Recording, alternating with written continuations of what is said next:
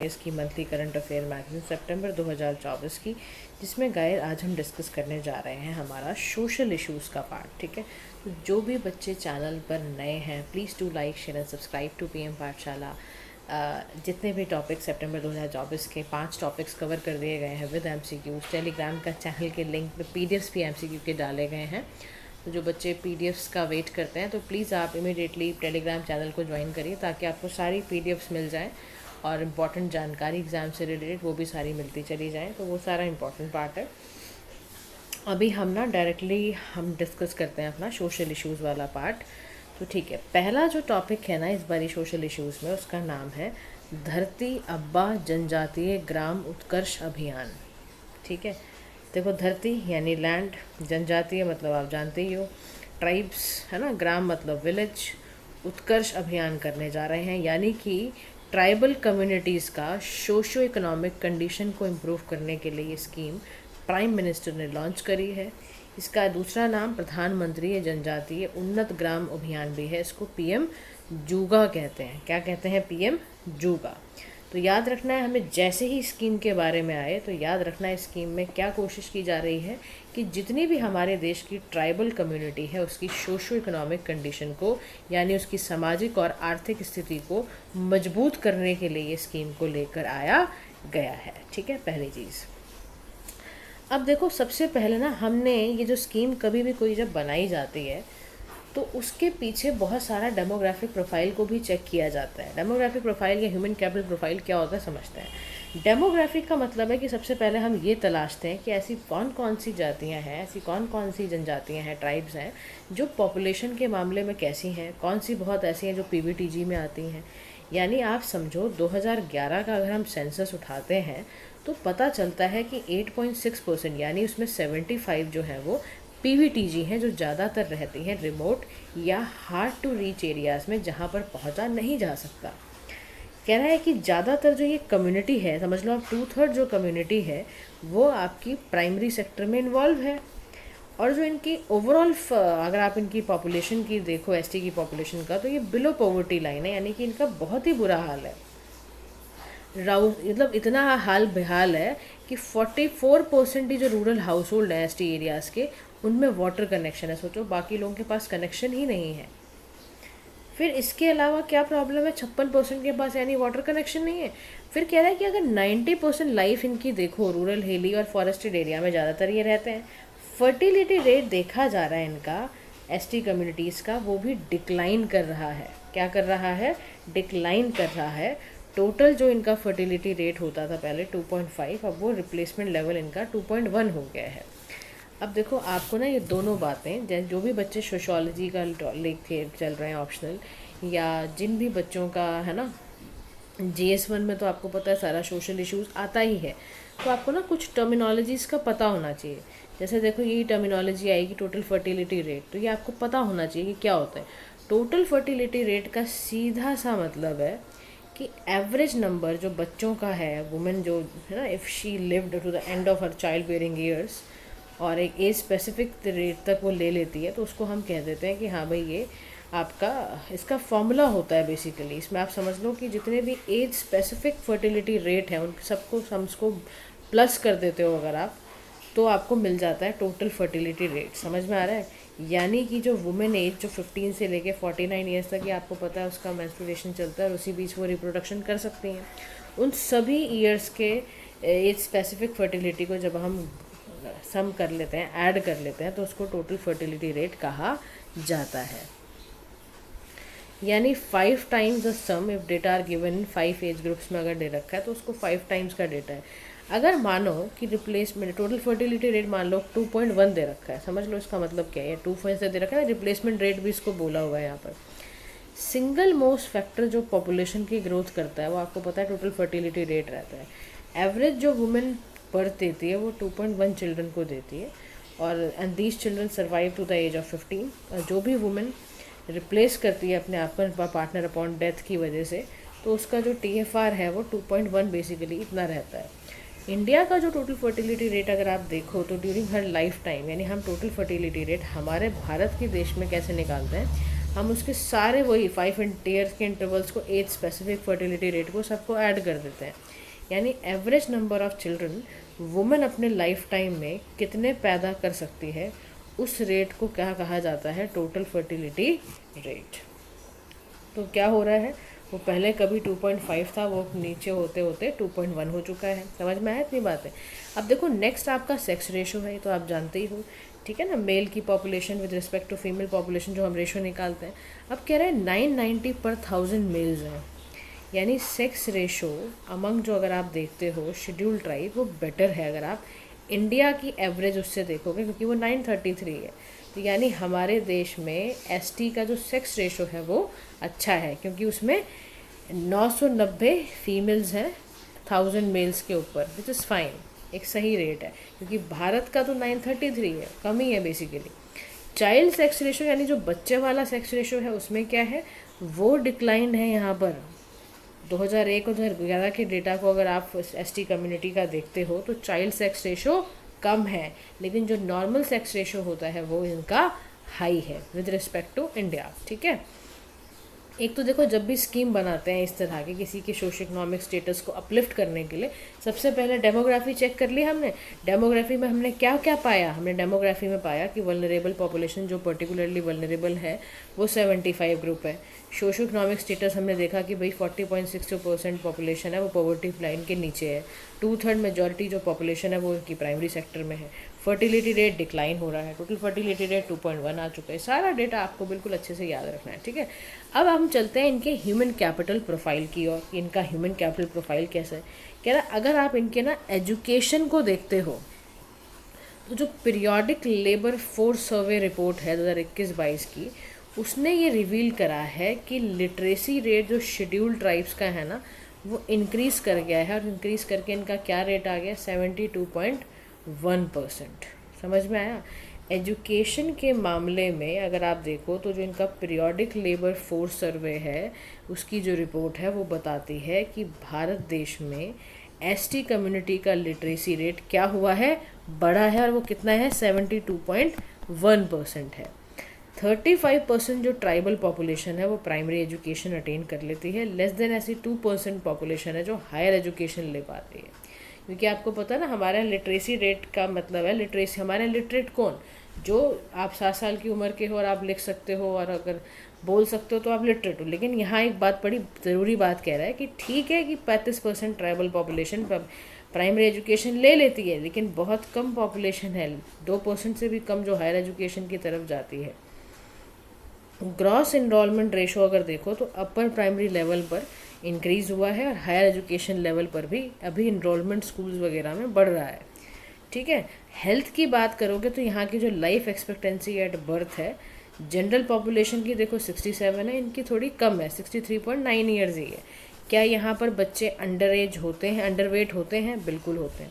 कह रहा जो 5 साल से कम उम्र के बच्चे हैं ना उनका अंडरवेट है वो सबके सब। कह रहा है इनको क्या कोई डिलीवरी वगैरह मिलती है, इंस्टीट्यूशनल डिलीवरी होती है या क्या होती है? कह रहा देखो पहले 2005-06 में इनकी डिलीवरी जो होती थी वो कहीं भी ऐसी कर लेते थे घर भर में, अब इनको मिल जाते हैं हॉस्पिटल या ऐसे सिस्टम मिल जाते हैं, थोड़ा इंस्टीट्यूशन फॉर्म मिल जाता है। फिर इन्फेंट मोर्टेलिटी रेट पूछा कि जो बच्चा 0 से लेकर 1 ईयर्स तक का बच्चा है उसको कितना रेट है, तो कह रहा है वो भी डिक्लाइन हुआ है पहले से। तो फिर कह रहा है यहाँ ना थोड़ा ट्रिपल बर्डन ऑफ डिजीज़ देखने को मिलता है। कह रहा कैसे कैसे, कह रहा माल न्यूट्रिशन कम्युनिकेबल डिजीज़ है, मलेरिया है, ट्यूबरक्लोसिस है। नॉन कम्युनिकेबल डिजीज़ में कैंसर, हाइपरटेंशन की प्रॉब्लम है, डायबिटीज़ है, मेंटल इलनेस स्पेशली ना इनको एडिक्शन हो जाते हैं कुछ तो वो मेंटल इलनेसेस के कारण ही इनको भी होते हैं।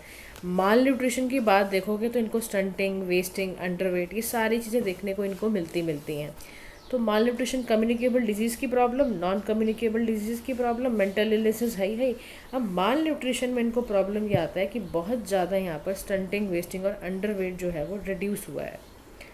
ठीक है, देखो स्टंटिंग का रेट कितना था 43.8, 27.4 वेस्टिंग का, अंडरवेट का 45.3। ऐसे ही यहाँ पर ना ये भी देखा जा रहा है कि ना ट्यूबरक्लोसिस का प्रेवलेंस बहुत ज़्यादा हो रखा है, वो 703 cases against 2.6 in non tribal population. यानी यहाँ पर ट्यूबरक्लोसिस का भी प्रेवलेंस बढ़ता जा रहा है। अब जेनेटिक डिसऑर्डर की बात देखो तो देखो इन्हीं पॉपुलेशन में सिकल सेल जैसी डिजीज़, जो रेयर डिजीज़ ऑर्डर है, जो जेनेटिक डिसऑर्डर है, वो भी इनकी पॉपुलेशन में है। थैलेसीमिया देखा जा रहा है। कह रहा सिकल सेल का जो डिजीज़ है is prevalent in 1 in 86 birth. कह रहा अगर 86 बच्चे पैदा हो रहे हैं तो उसमें किसी एक को सिकल सेल भी निकल रहा है, तो यानी भाई कुछ तो है। फिर कह रहे हैं यहाँ पे ना G6PD डेफिशिएंसी भी है यहाँ पर। थैलेसीमिया तो हो ही रहा है, जेनेटिक डिसऑर्डर भी है यहाँ पर।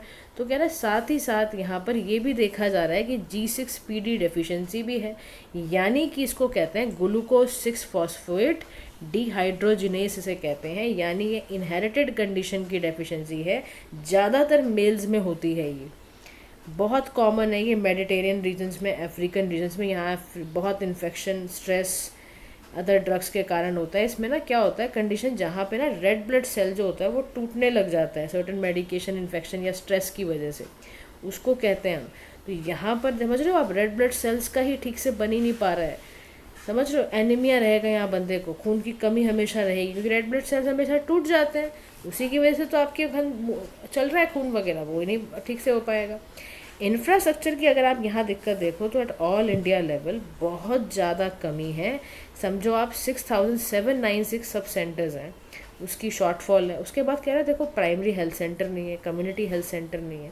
कह रहा है अब आप सोचो इस पूरे डेटा से, यानी अगर आपने देखा इनका ह्यूमन कैपिटल का डेटा, डेमोग्राफिक का डेटा, तो आपको ये बात तो समझ आ रही है कि यार इनको वाकई परेशानी है, बहुत पिछड़ापन है। जब भी आप कभी एड्रेस करो ना इनकी ट्राइबल इश्यूज़ को अपने एसेज में भी, तो बैकग्राउंड ऐसे ही बनाना है आपने भी। डेमोग्राफी उठानी है आपको, ह्यूमन कैपिटल उठाना है कि देखो इनकी प्रेजेंट सिचुएशन ये है और इसके लिए क्या करा जाना चाहिए। तो उसी लिए ये स्कीम बनाई गई है। कौन सी स्कीम है जिसको हम बात कर रहे हैं, PM जूगा, यानी प्रधानमंत्री जनजातीय उन्नत ग्राम अभियान, धरती अब्बा जनजातीय, ठीक है, ये योजना है बेसिकली। अब इसका ऑब्जेक्टिव यही है कि आप किसी भी हालत में ट्राइबल कम्युनिटीज़ का, जितनी भी ट्राइबल फैमिलीज़ रहती हैं, एस्पिरेशनल डिस्ट्रिक्ट में रहती हैं, कहीं भी रहती हैं, उनका सोशो इकोनॉमिक कंडीशन को ठीक करना है। क्योंकि बहुत क्रिटिकल गैप आ गया है, बहुत सेचुरेशन हो गया है इनके पॉइंट पे, क्योंकि बहुत ज़्यादा इनको सोशल इंफ्रास्ट्रक्चर, हेल्थ वगैरह पे दिक्कत आ रही है। तो ओवरऑल हॉलिस्टिक ग्रोथ इनकी करनी ज़रूरत है। इसीलिए PM जनमन भी याद करो आप, ये भी एक सक्सेस, इसकी सक्सेस काफ़ी देखने को मिली, प्रधानमंत्री जनजातीय आदिवासी न्याय महाअभियान। उसके बाद इसीलिए एक स्कीम और बनाया गया कि काफ़ी इसकी सक्सेस रेट देखा गया। फंडिंग के बारे में देखो तो इसमें इतना पैसा सेंट्रल इतना दे रहा है, स्टेट इतना शेयर कर रहा है, टोटल पैसा 79,156 करोड़ रुपीज़ दिए जा रहे हैं। 63,000 विलेजेस को यहाँ पर कवर किया जाएगा, 5 करोड़ ट्राइबल से ज़्यादा लोगों को बेनिफिट मिलेगा, 549 डिस्ट्रिक्ट। देखो ये कुछ चीज़ें ऐसी होती हैं गाइज, फैक्ट्स को रिवाइज आपको ज़रूर करना है। देखो जहाँ पे देखो हर सेक्शन का ना नोट्स बनाना सीख लो, बहुत प्रिपरेशन में मदद करेगा। जहाँ ट्राइबल कम्युनिटी, जैसे GS बन के ना ट्राइब वाला कम्युनिटी वाला आपने नोट्स बना रहे हो, वहीं पे ये फैक्ट्स नोट कर लो कि इस स्कीम में इतना डिस्ट्रिक्ट्स को फ़ायदा होने वाला है, इतने बेनिफिशरीज को फ़ायदा होने वाला है। क्योंकि इससे ना आपका आंसर ये लगता है कि आप वाकई पढ़ के आए हो पर्टिकुलर स्कीम के बारे में। मिशन कॉम्पोनेंट अगर आप देखते हो तो 25 इंटरवेंशन है which will be implemented by 17 line ministers. Funds को एलोकेट किया जाएगा डेवलपमेंट एक्शन प्लान्स के तहत for schedule tribe next 5 years. 200 scheme जैसे आपका लिटरेसी, हेल्थ, स्किल डेवलपमेंट, इन सब में लगाया जाएगा। मैपिंग वगैरह की बात की जाए तो ट्राइबल विलेजेस को कवर किया जाएगा अंडर द अभियान, और उसको मैप करके पूरा मॉनिटर किया जाएगा PM गति शक्ति पोर्टल को। अच्छा, इसी में अब आप देखो गोल्स अंडर द मिशन भी हम ध्यान से समझते हैं। गोल नंबर जो इसका 1 है वो है डेवलपिंग इनेबलिंग इंफ्रास्ट्रक्चर। देखो हम ये भी चाहते हैं अल्टीमेटली, देखो हमारा ये भी है, हम मैपिंग क्यों कर रहे हैं इन अभियानों में PM गति शक्ति के साथ भी, क्योंकि देखो हम पक्का हाउस तो चाहते हैं ना एलिजिबल हाउस होल्ड्स को मिले। तो एलिजिबल जो भी ST हाउस होल्ड है जिसके पास पक्का हाउस नहीं है, उसको PM आवास योजना के तहत दिया जाए। पानी की कमी है तो जल जीवन मिशन से उसको जोड़ दिया जाए। या आयुष्मान भारत कार्ड, अच्छा ह्यूमन कैपिटल में हेल्थ का प्रॉब्लम, कम्युनिटी सेंटर्स नहीं, आओ जी इनको ज्वाइन करा दो। इम्प्रूविंग विलेज इंफ्रास्ट्रक्चर को ठीक करने के लिए देखो हम ऑल वेदर रोड, क्योंकि हमने कहा कि ऐसी भी जगह है जहाँ हार्ड टू रीच प्लेसेस भी हैं, तो उसके लिए वेदर कनेक्टिविटी देना, एक्सेस देना, भारत नेट, इंटरनेट प्रोवाइड करना, न्यूट्रिशन, इन सब पे काम करना बहुत ज़रूरी। देखो हम लोग तो बहुत आसपास ऐसी जगहों पर बैठे होते हैं, सोचो वहाँ के लोग जहाँ पर इंटरनेट एक्सेस भी नहीं हो पा रहा है, उनको पता ही नहीं, उनको सोचो कितना कटा हुआ फील होता होगा कि हम भारत में रहकर भी कितना कटे हुए हैं। इसी वजह से ये सारी स्कीम्स वगैरह को लागू किया जा रहा है। अच्छा, इसी में गोल 2 है जिसका नाम है promotion of economic empowerment, skill development, entrepreneurship promotion, enhanced livelihood यानी सेल्फ एम्प्लॉयमेंट की बात यहाँ पर की जा रही है। तो यहाँ ये कह रहे हैं कि प्रोवाइडिंग एक्सेस टू ट्रेनिंग यानी स्किल इंडिया मिशन पे काम करना है। जितने भी एसटी हैं, बॉयज़ वाले, गर्ल वाले, उनके पास ये एक्सेस हो लॉन्ग टर्म स्किल कोर्सेज का। तो यानी यहाँ पर क्या कह रहा है कि इकोनॉमिक एम्पावरमेंट को प्रमोट करने के लिए ट्रेनिंग का एक्सेस ज़रूरी है दिया जाए। जो भी 10वीं के बच्चे हैं, 12वीं के स्टैंडर्ड वाले बच्चे हैं, मार्केटिंग सपोर्ट दिया जाए through tribal multipurpose marketing centre, tourist home stage के लिए ये सारा काम किया जाए ताकि क्या हो, स्किल डेवलपमेंट हो, एंटरप्रेन्योर्स हो। क्योंकि देखो हम वहाँ के लोगों को ये चाहते हैं कि जो भी बच्चे 10वीं 12वीं पढ़ लिए हैं तो थोड़ा सा उनके पास, देखो हम ना ये नहीं चाहते कि वो बेचारे जॉब के लिए ना सीकिंग करें, जॉब ढूंढने बैठें, जॉब अपने आप ही क्रिएट कर लें। अपना प्राइमरी सेक्टर, चलो उसी में जॉब मिल जाएगी, उसी में अपना स्टार्टअप्स क्रिएट कर लें। ठीक है। गोल 3 क्या है, universalization of access to education. देखो एसडीजी गोल को कैसे हम इनलाइंड कर रहे हैं, ग्रॉस एनरोलमेंट रेशो हमें बढ़ानी है, क्वालिटी एजुकेशन देंगे, समग्र शिक्षा अभियान हमारा एक एक्सेसिबल, हम चाहते हैं हर ट्राइबल हॉस्टल्स वगैरह क्रिएट किए जाएँ ताकि ये बच्चे पढ़ पाएँ। और हेल्दी लाइफ और डिग्निफाइड एजिंग के लिए हम चाहते हैं कि इनका जितने भी नेशनल स्टैंडर्ड्स हैं इन्फेंट मोर्टेलिटी रेट के, उन सबको, जैसे देखो इसमें क्या है, बच्चे का मरने का दर कितना है 0 से 1 साल, मैटरनल माँ का मृत्यु दर, समझ रहे हो आप। तो ये सारी की सारी चीज़ों को इन सब के तहत कवर किया जाएगा। और देखो ये इनोवेटिव स्कीम है बड़ी, पीएम जूगा। पता है क्यों? क्योंकि ये ट्राइबल होम स्टेज बनाने वाली है। अब देखो जब आप सोचो ट्राइबल एरिया में आपको होम स्टेज मिलेगा तो वहाँ पर क्या बढ़ेगा, स्वदेश दर्शन स्कीम के तहत जो मिनिस्ट्री ऑफ टूरिज्म चाहती है कि टूरिज्म का पोटेंशियल बढ़े, वो बढ़ेगा। फंडिंग की जा रही है, 5 से 10 होम स्टेज हर विलेज में होंगे। अब हर हाउस होल्ड में कम से कम 5 लाख एलिजिबल कंस्ट्रक्शन वगैरह, 2 रूम, 3 लाख रिनोवेशन के लिए पैसा वगैरह लगाया जाएगा। Sustainable livelihood forest right holders के तहत मिशन चाहता है स्पेशल फोकस ऑन 22 लाख जो भी आपके फॉरेस्ट राइट होल्डर्स हैं, पट्टा होल्डर्स हैं, उनको भी स्पेशल फोकस दिया जा रहा है ताकि वो ये भी रिकग्नाइज करें कि फॉरेस्ट राइट किसी के ख़राब ना हो, एक्सप्लॉइट ना हो, वो सिक्योर हो। फिर इंफ्रास्ट्रक्चर के लिए देखो हम ना government residential hospitals and hostel इसके के तहत कराया जा रहा है। मतलब इस अभियान में क्या है कि इंफ्रास्ट्रक्चर जहाँ इम्प्रूव करना है, आश्रम वगैरह वो तो करना ही है, कहीं पर जैसे पीएम श्री स्कूल्स को अपग्रेड करके उसी लाइन पे चलाने की कोशिश की जा रही है। अच्छा, आपसे मेरा सवाल है, कमेंट सेक्शन में बताना पीएम श्री स्कीम कब आई, इसका ऑब्जेक्टिव क्या था, इसके बारे में आप मुझे भेजोगे कमेंट सेक्शन में, ठीक है। इसके अलावा एडवांस फैसिलिटीज़ देना, हमने कहा कि भाई यहाँ पर एक बात और पता चली है कि 86 बच्चा जो पैदा हो रहा है तो उसमें से एक बच्चा जो है वो सिकल सेल का प्रभावित भी है। तो उसके लिए हमने क्या करा है, सेंटर ऑफ कॉम्पिटेंस को सेटअप करा है ताकि वो एम्स के साथ बातचीत करें और ऐसे बच्चों का जो भी ऐसा केस आ रहा है उसको देख के चेक किया जाए, ठीक है ना। तो ये बात आपको ज़रूर ध्यान रखनी है। उसके बाद क्या है, सेंटर ऑफ जो कॉम्पिटेंस है वो पता है क्या करेगी, वो फैसिलिटीज़, टेक्नोलॉजी और लोगों को लेकर आएगी, प्रीनेटली डिग्नोस करके बता देगी। तो 6 करोड़ उसकी कॉस्ट है, तो उसको भी कैसे गवर्नमेंट मैनेज करेगी वो अपने आप ही स्कीम में डाल रही है। फिर ट्राइबल के लिए मल्टीपर्पज़ मार्केटिंग सेंटर तैयार करा गया है ताकि ट्राइबल प्रोड्यूस के जो कंज्यूमर्स होते हैं उसके लिए क्या करा जा रहा है, एक प्लेटफॉर्म तैयार करा जा रहा है ताकि इनके पोस्ट हार्वेस्ट के जो लॉसेस हैं वो बचें, पोस्ट प्रोडक्शन के लॉसेस को बचाने के लिए और उनकी प्रोडक्ट की वैल्यू रिटेन रखने के लिए वो प्लेटफॉर्म से ही क्या करेंगे, ट्राइबल प्रोड्यूसर को ये राइट होगा, राइट प्राइस मिल जाएगा और वहीं वो अपने प्रोड्यूसर्स को बेच सकता है। जैसे देखो आपको एक पता चलेगा, ई हार्ट करके यहाँ पे ना ट्राइबल हैंडीक्राफ्ट्स वगैरह बिकते हैं, ये इसमें वुमेन ही बेसिकली काम कर रही है। ये बहुत अच्छा प्लेटफॉर्म है जहाँ से आप परचेज़ कर सकते हो बहुत सारी, अगर कोई भी आप ट्राइबल चीज़ों को पसंद करते हैं तो।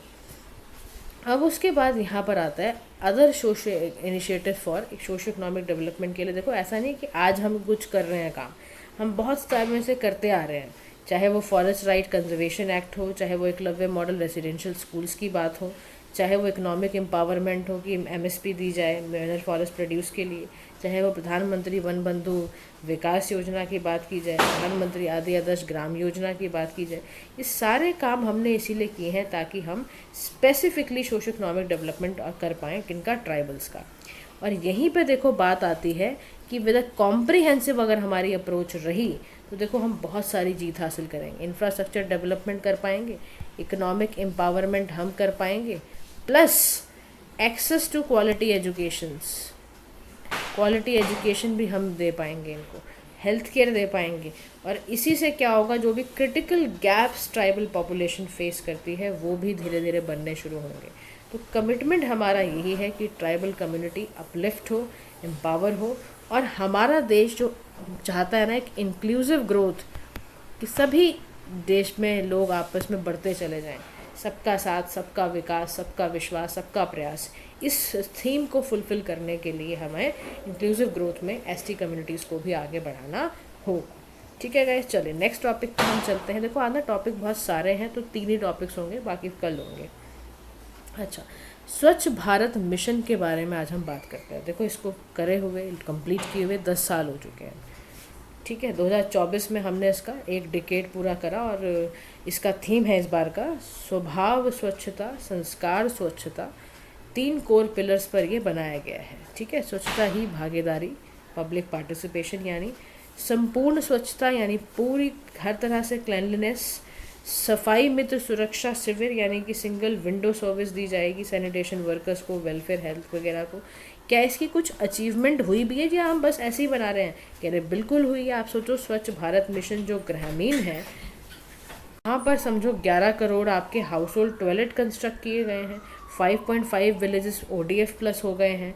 अर्बन एरियाज़ में हमने ऐसे ही टॉयलेट्स वगैरह क्रिएट करे हैं, वाटर वगैरह लगाया है, ODF प्लस प्लस बनाना चल रहा है। तो यानी जो स्वच्छ भारत मिशन 2014 है ना, वो कब आया? 2014 में ही, जब 2 अक्टूबर का दिन था, बर्थडे था महात्मा गांधी जी का एज अ नेशनल मूवमेंट, और उसी दिन पर ये प्राइम मिनिस्टर ने, हमारे मिस्टर मोदी ने इसको अनाउंस करा। और इसका काम यही था कि हम ना यूनिवर्सल एक्सेस को अचीव कर पाएँ, और हमारा सारा ध्यान ये हो कि हम सैनिटेशन पे वर्क कर पाएँ। इसमें एक तो देखो ये सेंट्रली स्पॉन्सर्ड स्कीम है। सेंट्रली स्पॉन्सर्ड स्कीम वो होती है जहाँ पे सेंट्रल गवर्नमेंट और स्टेट गवर्नमेंट दोनों मिल के पैसा लगाती है, फंडिंग करती है।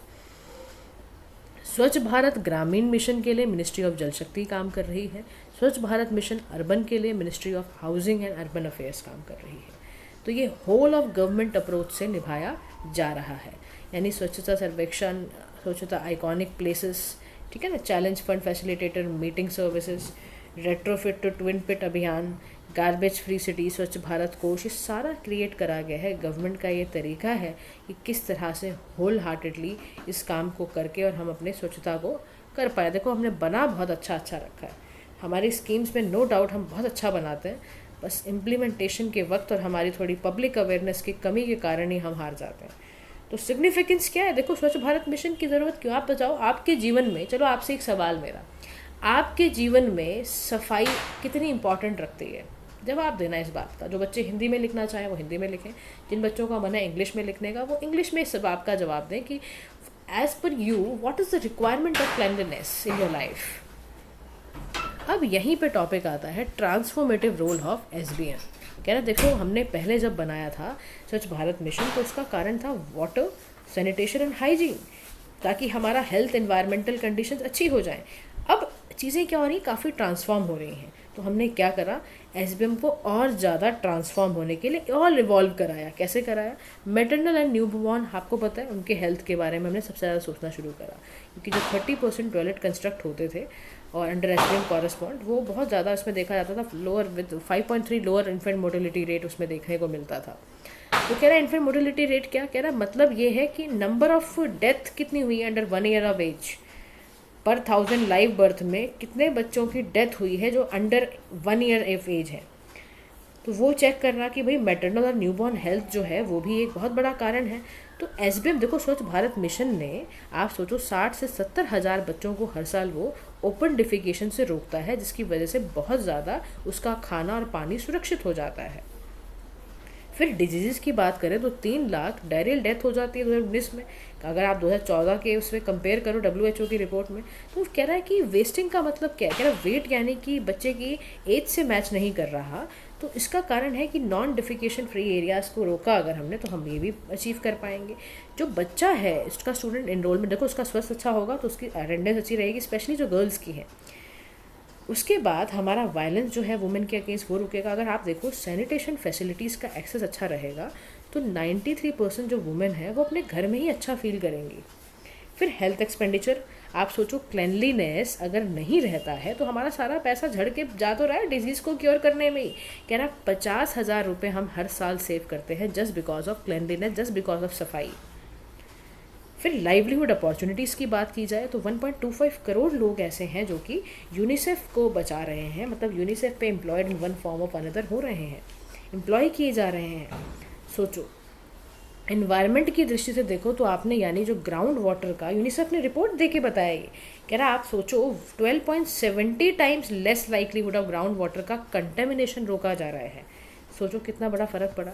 तो यानी कि स्वच्छ भारत मिशन का सक्सेसफुल अगर रेट देखा जाए तो देखो हर दृष्टि से है, हेल्थ की दृष्टि से, सोसाइटी की दृष्टि से, एनवायरमेंटल आउटकम्स की दृष्टि से भी। तो इसलिए ये बड़ा इंपॉर्टेंट असेसमेंट यहाँ पर करके रखा। इन्होंने बताया कि भाई अगर हमने अपनी कैपेसिटी बिल्डिंग बढ़ाई, गवर्नमेंट ऑफिशियल ज़्यादा इसके लिए बहुत ज़्यादा इसमें वो हो गए, यानी हम ना इन्फॉर्मेशन एजुकेशन कम्युनिकेट कर रहे हैं ताकि लोगों का बिहेवियरल चेंज होता चला जाए। देखो कितने बड़े कॉम्बिनेशन पे था ये कि टॉयलेट का कंस्ट्रक्शन किया जाए, लोग कम्युनिटी जो है जो पहले ओपन डिफिकेशन कर रही है वो वॉशरूम्स में जाएँ। इस्टेब्लिश किया हमने वेस्ट को सेग्रीगेट करना। देखो आप भी देखो, अभी अगर आप शहरों में रहते हो वहाँ तो हो ही गया है, वैसे भी आपने कहीं देखा होगा ग्रीन डस्टबिन्स हैं, ब्लू डस्टबिन्स हैं, उस पर बताया जाता है आपको किसमें कौन सा कूड़ा रखना है, ड्राई कूड़ा कहाँ रखना है, गीला कूड़ा कहाँ रखना है। फिर मेजर इश्यूज़ भी हैं स्वच्छ भारत मिशन के साथ। कह रहा बिहेवियरल चेंज हमारे देश की एक बड़ी भारी समस्या है। कह रहा बहुत सारे जो हाउस होल्ड्स हैं वो टॉयलेट्स को ना एक तरह का स्टोरेज बना लेते हैं, वहाँ पे रख देते हैं वो काऊ डंग, गोबर रख देते हैं वहाँ पर कि हम गोबर यहाँ पे यूज़ कर लेंगे, वॉशरूम की क्या ज़रूरत है, उसकी स्टोरेज ज़्यादा हमें बेनिफिट करेगी। देखो लोग ऐसा सोचते हैं। इंफ्रास्ट्रक्चर की प्रॉब्लम पता है क्या है, हमारे पास वेस्ट मैनेजमेंट के लिए अभी इतना अच्छा सिस्टम नहीं है, सीवेज ट्रीटमेंट के लिए हमारे पास इतना अच्छा सिस्टम नहीं है। हमारा जो रॉ मटेरियल है टॉयलेट की कंस्ट्रक्शन में वो बहुत ही लो क्वालिटी का बनाया गया है। पानी की अवेलेबिलिटी देखी जाए तो पुअर जो है वो पानी की अवेलेबिलिटी टॉयलेट्स में बहुत लगती है। ओपन डिफिकेशन वो इसीलिए तो करते हैं क्योंकि पानी नहीं है। फंडिंग की देखो तो बजट एलोकेशन किया जा रहा है इस पे, और सॉलिड एंड वेस्ट मैनेजमेंट पे काम किया जा रहा है, वेस्ट को सेग्रीगेट करा जा रहा है, डिस्बर्स किया जा रहा है, कोशिश की जा रही है कि economically viable market based solution निकाला जाए कि इतना ज़्यादा वेस्ट को कैसे इसको यूज़ किया जाए। जैसे देखो कई वेस्ट की, जैसे हम अगर रिफाइन कर देते हैं तो जो भी उसका मटेरियल निकल के आता है उससे हम रोड पे डाल सकते हैं, तो वो एक ना जैसे प्लास्टिक है, प्लास्टिक को अगर आपने रॉ मटेरियल बना कर आप उसको सड़कों पे डालोगे तो सड़कें मजबूत बनेंगी। ये सब काम हम कर सकते हैं, तो इस पर बहुत सारा काम करने की हमें ज़रूरत है। तो वे फॉरवर्ड में कह रहा है देखो जी बिहेवियरल चेंज के बिना तो कुछ हो ही नहीं पाएगा, बिना एक्सटेंसिव अवेयरनेस कैंपेन के काम नहीं चलेगा। आईसी की इंटरवेंशन और ज़्यादा बढ़ानी होगी, हमारा इंफ्रास्ट्रक्चर थोड़ा स्टैंडर्ड बने। हमारा लो क्वालिटी आ कैसे जाता है, नोडल एजेंसीज क्या देख रही हैं, क्या मॉनिटर करती हैं, और पानी की अवेलेबिलिटी को प्रायोरिटाइज़ किया जाए, वरना लोग तो ओडीएफ करने के लिए तैयार ही हैं। फिर रिलायबल डेटा हो हमारे पास, कॉन्टीन्यूस बेसिस पे हम चेक करते जाएं, हमारा जो भी पैसा अनस्पेंड रह गया वो हम पैसा स्पेंड करें। हम एक रिलीज़ करें सेंट्रल शेयर, क्योंकि देखो ये बीइंग एक सेंट्रली स्पॉन्सर्ड स्कीम, तो हम इंस्टॉल करें, सेंट्रल शेयर दिखाएं, और स्ट्रिक्टली जो भी देखो सेंट्रल गवर्नमेंट स्टेट गवर्नमेंट दोनों यूटिलाइजेशन सर्टिफिकेट निकालें, चेक करवाएं कि देखें कि प्रॉपरली चीज़ें इंप्लीमेंट हो रही हैं या नहीं हो रही हैं। ठीक है, चलिए आगे अब हम बढ़ते हैं नेक्स्ट स्कीम की ओर, जिसको हम कहते हैं आयुष्मान भारत PMJ। यानी कि यूनियन गवर्नमेंट ने हेल्थ कवर किया है किसके लिए, सीनियर सिटीजन्स के लिए, और उसका नाम है आयुष्मान भारत प्रधानमंत्री जन आरोग्य योजना। ठीक है, यही है इसका फुल फॉर्म। अब डिटेल में समझते हैं ये क्या है। देखो कौन लोग एलिजिबल हैं स्कीम के तहत वो देखते हैं। जो भी सीनियर सिटीजन जिसकी उम्र 70 साल या उससे ज़्यादा है, रिगार्डलेस ऑफ देयर इनकम, उनको इस स्कीम में सेट किया गया है, वो बेनिफिट लेंगे 6 करोड़ का। ठीक है, set to benefit about 6 crore senior citizens को, 6 करोड़ का बेनिफिट नहीं लेंगे, sorry, scheme is set to benefit, यानी 6 करोड़ सीनियर सिटीजन्स को ये मदद करेगा। और इसी के साथ साथ सीनियर सिटीजन्स को फैमिली बेस्ड एक 5 लाख का पैसा भी मिलेगा। ठीक है, कवर मिलेगा, 5 लाख का कवर मिलेगा। ठीक है, फैमिली बेस्ड कवर दिया जाएगा। दोज ऑलरेडी कवर उनको एडिशनली 5 लाख टॉप अप कर दिया जाएगा, separate from their family existing cover. हर बड़ा आसान है एलिजिबल। सीनियर सिटीज़न एक डिस्टिंक्ट कार्ड इशू कराएं और वो इस स्कीम का एक्सेस कर सकते हैं। तो जो भी सीनियर सिटीज़न ऑलरेडी अवेल कर रहे हैं दूसरी स्कीम के, उनका अपना मन है, वो सेलेक्ट करना चाहें करें, वरना कोई ऐसी बात नहीं है। सीनियर सिटीजन्स को अंडर प्राइवेट हेल्थ इंश्योरेंस और एम्प्लॉई, वो अब इसके अंदर स्कीम में आते ही हैं। अब कवर करने की सीनियर सिटीजन्स को स्कीम में क्यों ज़रूरत पड़ी? क्योंकि हमारी पॉपुलेशन बहुत बढ़ती जा रही है। हम देख रहे हैं कि हमारी जो 70+ की पॉपुलेशन है वो बहुत ज़्यादा बढ़ गई है और आगे ऐसा माना जा रहा है कि ये और डबल हो जाएगी बाय द ईयर 2031। उसके बाद हम ये भी देख रहे हैं कि हमारा इनएडुकेट है हमारा सिक्योरिटी नेट, हमारा फैमिली पे डिपेंडेंट देखा जा रहा है कि जो 70% जो एल्डरली पॉपुलेशन है वो फैमिली के मेंटेनेंस पे डिपेंडेंट है। इसलिए भी हम चाहते हैं, देखो नीति आयोग ने भी कहा कि 78% remain without any pension coverage, इसलिए भी ये बहुत ज़रूरत है कि हम इस स्कीम को लेकर आएँ। तो इसीलिए 2018 में आया था, ministry of health and family welfare लेकर आया। स्पेंटली स्पॉन्सर्ड स्कीम है, इसमें भी स्टेट और सेंटर का रोल रहेगा। नेशनल हेल्थ प्रोटेक्शन स्कीम है ये, राष्ट्रीय स्वास्थ्य बीमा योजना के अंदर सब्स्यूम किया गया है। इसका कारण पता है क्या है? ये चाहता है कि पुअर एंड वल्नरेबल ग्रुप्स को फाइनेंशियल बर्डन को रिड्यूस करने के लिए ये काम किया जा रहा है। और इसका एम है यूनिवर्सल हेल्थ कवरेज करना। 12 करोड़ फैमिलीज़ को दिया जाएगा। 40% जो पुअर पॉपुलेशन है उसको प्रायोरिटाइज़ किया जा रहा है, fully funded by the government. Centre का 60%, स्टेट का 40%, नॉर्थ ईस्टर्न स्टेट्स में 90-10 का रेशो रहेगा, यूटीज़ में 100% होगा। ठीक है। और इम्प्लीमेंटिंग एजेंसी कौन है? नेशनल हेल्थ अथॉरिटी है। इसमें यूनियन मिनिस्टर ऑफ जो आपके हैं हेल्थ एंड फैमिली वेलफेयर के, वो बैठेंगे। तो आपसे दूसरा क्वेश्चन है, मेरा नेक्स्ट क्वेश्चन है कि हमारे union minister of health and family welfare के, उनका नाम बताना है आपको। फिर जो स्टेट के HA headed by CEO government, ठीक है, अपॉइंट किया जाएगा। डिस्ट्रिक्ट लेवल पर भी डिस्ट्रिक्ट कलेक्टर जो होगा वो डिस्ट्रिक्ट इम्प्लीमेंटिंग यूनिट को चेयर करेगा। बेनिफिशरी जो होंगे सभी फैमिलीज़ हैं, did not part of SCCC जो नहीं थे उसका सारे लोग पार्ट होंगे। याद रखना, प्रधानमंत्री जो आयुष्मान प्रधानमंत्री जन आरोग्य योजना है, ये वर्ल्ड की largest publicly funded health insurance company है, इंश्योरेंस स्कीम है ये क्वेश्चन आ सकता है आपको कि कौन सी है, तो आप बताना हमारे ही देश में है। की कंपोनेंट क्या है? आयुष्मान आरोग्य मंदिर बनाए जाएंगे। 1,50,000 आम में आपके, यानी कि आयुष्मान आरोग्य मंदिर बनाए जा रहे हैं। भारत हेल्थ वेलनेस सेंटर वगैरह बनाए जा रहे हैं ताकि प्राइमरी केयर और यूनिवर्सल हो और फ्री हो यूजर्स के लिए। रेंज सर्विसेज को बढ़ाया जा रहा है। फिर प्रधानमंत्री जन आरोग्य का काम क्या है? हेल्थ कवर करेगा ये 5 लाख लोगों को। Secondary tertiary case, pre hospitalization, 15 days post hospitalization के खर्चे भी करवाएगा। Cashless paperless health care services पे ध्यान दिया जा रहा है। कोई फैमिली साइज, कोई एज, कोई जेंडर पे रिस्ट्रिक्शन नहीं है। कोई मेडिकल कंडीशन भी है तो कोई बात नहीं, day of one of enrolment आपको सारी प्री एग्जिस्टिंग कंडीशंस को भी देखते हुए आपको लिया जाएगा। अब इस स्कीम की देखो, अगर आप देखो 2018 में है तो इसकी कई अचीवमेंट की वजह से इसको और आगे बढ़ाया जा रहा है, क्योंकि इसने इम्प्रूव करा है हेल्थ केयर एक्सेसिबिलिटी को। इसने 35.4 करोड़ आयुष्मान का, उसके साथ साथ इसने हेल्थ केयर के बर्डन को रिड्यूस किया है, gender equity in health care को रोका है, इसने प्रमोट करा है हेल्थ के इंफ्रास्ट्रक्चर को। तो ये सारा देखो डेटा नहीं याद करना होता, जो जो इम्पॉर्टेंट पार्ट है कि इसमें ये अच्छी काम हुआ। जैसे ये इम्प्रूव हेल्थ केयर एक्सेसिबिलिटी है, तो आप बताओ देखो इतने कार्ड्स को इन्होंने इशू करा है, ठीक है ना। ऐसे ही आपको पॉइंटर्स याद रखना है, सारा कुछ अपने ऊपर इतना बर्डन नहीं लेके बैठ जाना है। अच्छा, क्या लेकिन कुछ चैलेंजेस भी हैं स्कीम के? डेफिनेटली हैं। इस स्कीम का सबसे बड़ा चैलेंज है, कैग रिपोर्ट ने बताया 2023 की, एरर बहुत है, बहुत ज़्यादा एब्सेंट है, एडिक्वेट वैलिडेशन कंट्रोल नहीं है, बेनिफिशरी के डेटा में बहुत ज़्यादा इनवैलिड नेम्स हैं। इनवैलिड नेम्स के साथ साथ डुप्लीकेट आईडीज़ हैं, अनरियलिस्टिक फैमिली का साइज़ लिखवा रखा है। कह रहा तमिलनाडु में ऐसा पता चला कि 4761 रजिस्ट्रेशंस किए गए were made against 7 Aadhaar cards, Aadhaar numbers. तो ऐसा फ्रॉड भी हो रहा है।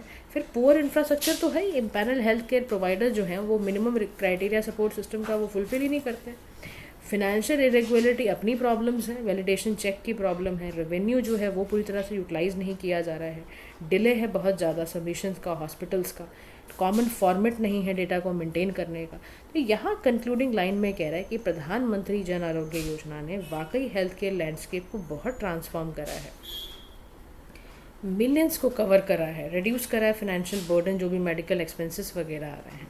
तो नेशनल हायर जो हेल्थ अथॉरिटी हेल्थ एजेंसी है, उसको क्या चाहिए कि वो ना कुछ प्रोएक्टिव मेजर्स ले ताकि वो अल्टीमेटली आपके इंफ्रास्ट्रक्चर को इम्प्रूव कर पाए। और देखो, हम काम भी इसीलिए कर रहे हैं, तो हमें बेसिक यूनिट्स का ध्यान रखना ज़रूरी है, ठीक है। चाइल्ड सेक्सुअल एक्सप्लोटिव वाली हम कल करेंगे। आज के लिए इतना ही। Thank you so much for listening. Do like, share, subscribe to PM Pathshala. Have a nice day to all.